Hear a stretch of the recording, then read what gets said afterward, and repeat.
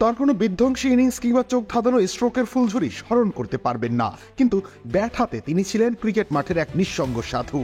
প্রতিটা বলকে নিখুঁতভাবে ছেড়ে দেওয়া, উইকেটে ঘন্টার পর ঘন্টা পড়ে থাকা, প্রতিপক্ষ বোলারদের হতোদ্যম করার এক জীবন্ত প্রতিমূর্তি তিনি ওয়াসিম জাফর।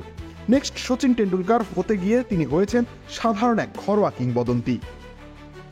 ভারতীয় দর্শকরা খুঁজেছেন সেবাগের আগ্রাসন, সচিনের শিল্প, বিরাটের পাগলামো, কিন্তু কেউ চাইল না ওয়াসিম জাফরের ধৈর্যের কবিতা পড়তে। অথচ তিনিও তো চেয়েছিলেন ভারতীয় ক্রিকেটের মহাকাব্যে নিজের অধ্যায়টি লিখতে। মুম্বাইয়ের সেই বিখ্যাত স্কুল ক্রিকেট থেকেই নিজের আগমনী বার্তা দিয়েছিলেন জাফর। মাত্র 15 বছর বয়সেই 400 রানের বিশাল ইনিংস খেলে তাক লাগিয়ে দিয়েছিলেন সবাইকে। তখন থেকেই তাকে বলা হতো নতুন মোহাম্মদ আজহারউদ্দিন।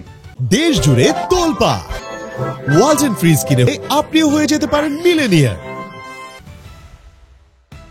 মাত্র 16 বছর বয়সে তারকা সমৃদ্ধ মুম্বাই দলে জায়গা পেয়ে যান। শুরুটা যদিও নীরব ছিল, তবে দ্বিতীয় ম্যাচেই সৌরাষ্ট্রের বিপক্ষে 314 রানের এক মহাকাব্যিক ইনিংস খেলে বুঝিয়ে দেন এই ছেলেটি এসেছেন টিকে থাকার জন্য।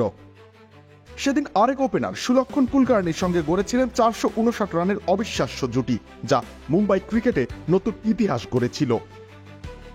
2000 সালে দক্ষিণ আফ্রিকার বিপক্ষে ভারতের হয়ে অভিষেক, সামনে ভয়ঙ্কর বোলাররা Allan Donald, Shaun Pollock, Jacques Kallis. সেই আধারে হারিয়ে গেলেন জাফর 4 ইনিংসে মোটে 46 রান। ভারতীয় ক্রিকেটে তখন সুযোগ একবার মিস করা মানেই ব্যাকফুটে চলে যাওয়া, তাই বাদ পড়লেন দল থেকে। তবে হার মানতে রাজি ছিলেন না তিনি।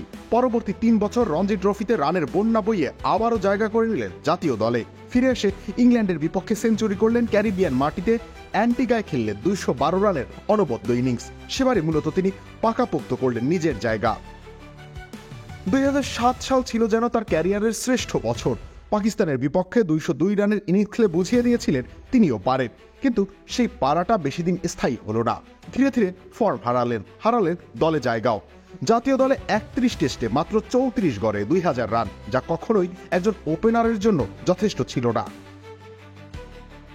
অথচ রঞ্জি ট্রফির ইতিহাসের সর্বোচ্চ রান সংগ্রাহক, 57টি সেঞ্চুরি, 91টি অর্ধশতক, 50 গড়ে 19,000-এর বেশি রান। এ যেন এক অপূর্ব সমান্তরাল বাস্তবতা, যেখানে এক দুনিয়ায় তিনি রাজা, অন্য দুনিয়ায় কেবলই একজন সাধারণ সৈনিক। 41 বছর বয়সে এসে বিদর্ভাকে রঞ্জি ট্রফির শিরোপা এনে দিলেন, যা ঘরোয়া ক্রিকেটে তার কিংবদন্তি হয়ে থাকার জন্য যথেষ্ট। ওয়াসিম জাফর ভারতীয় ক্রিকেটের ইতিহাসে এক অদ্ভুত রহস্য। ঘরোয়া ক্রিকেটের রাজা, কিন্তু জাতীয় দলে এক বিস্তৃত অধ্যায়।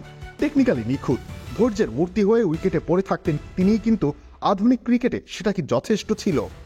এই প্রজন্ম ব্যাট হাতে ঝড় দেখতে চায়, কিন্তু কেউ কি ধৈর্যের শাস্ত্র শোনার জন্য প্রস্তুত? রবিউল ইসলাম রনি, খেলা 71।